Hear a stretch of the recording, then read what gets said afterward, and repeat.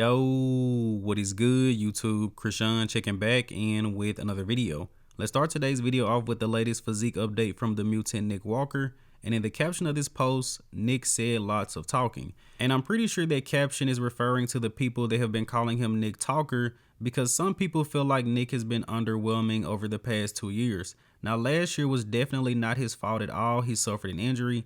And even this year, I'm not sure how much I can put this on Nick. As we know, Jansen pretty much screwed over all of his clients. Now, we didn't know that until the Olympia, but it's quite possible that Matt also wasn't focused on Nick earlier in the year before that Pittsburgh Pro guest posing as well as the New York Pro.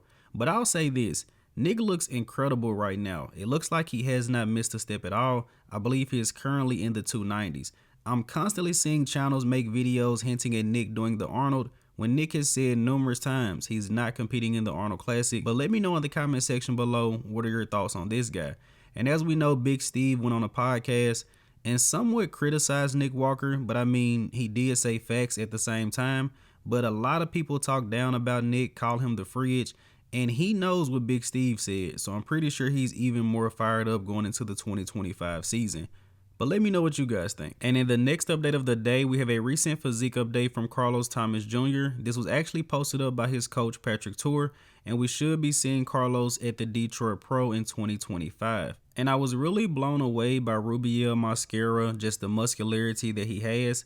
But seeing Rubiel recently and seeing Carlos has crazy muscularity similar to Rubiel, but he also has incredible shape. And yes, Carlos still has work to do as far as bringing the back up, but that won't stop him from placing very high and also winning pro shows. I don't mean to throw Keone Williams under the bus, but Keone is a very muscular guy that doesn't necessarily have the best back poses, and Keone just had one hell of a year, topping it off with a win at the Big Man Weekend.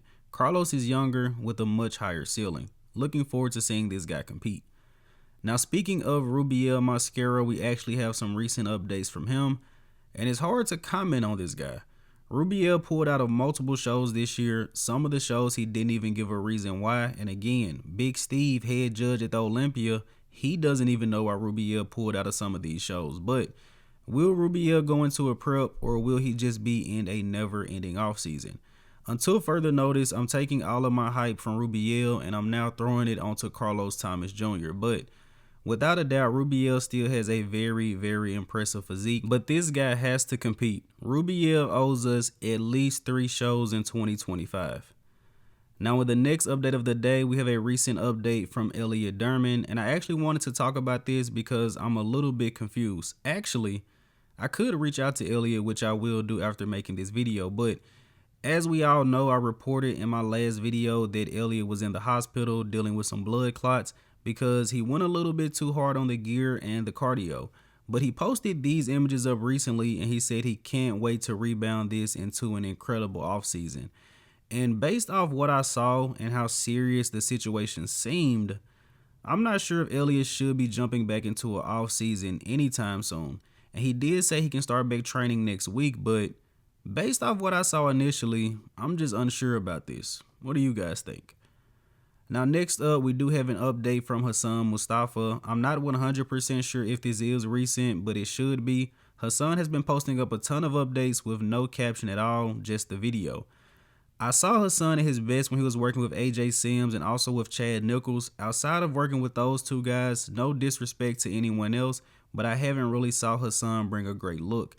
And it's really sad because he has incredible genetics and Hassan loses to guys that honestly he just simply should not lose to. I know that AJ Sims said he no longer wanted to work with open class bodybuilders, but I'm not sure why Hassan left Chad. Chad arguably brought him in his best at that Vancouver Pro.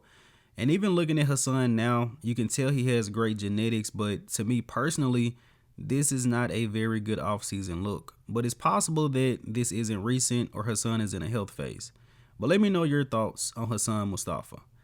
Now, switching over to 212, we have another recent update from our current reigning 2-time 212 Olympia champion, Keone Pearson. And I believe this update was taken in Korea. A lot of credit goes to TFE Media, who is right there in the back in the black jacket. Keone looks absolutely incredible. And I'm pretty sure this year is just going to be a repeat of him winning that 212 title. At this point, when it comes to Keone, I'm pretty sure we're all just waiting on this guy to make the switch to open. Without a doubt, he could probably be top 5 if he switched this year. But we're actually going to wrap up today's video here with the archive of the day. You guys let me know in the comment section below who is this legendary bodybuilder. And I don't think I've ever used this guy in an archive. But as always, I hope you guys did indeed enjoy this video. And if you have not done so already, be sure to like the video and subscribe to the channel. And hopefully soon I will have a little bit more free time to produce more videos for you guys. Work is just, yeah, it's work. But I'm Krishan from Go Fitness, and that's it. I'm out.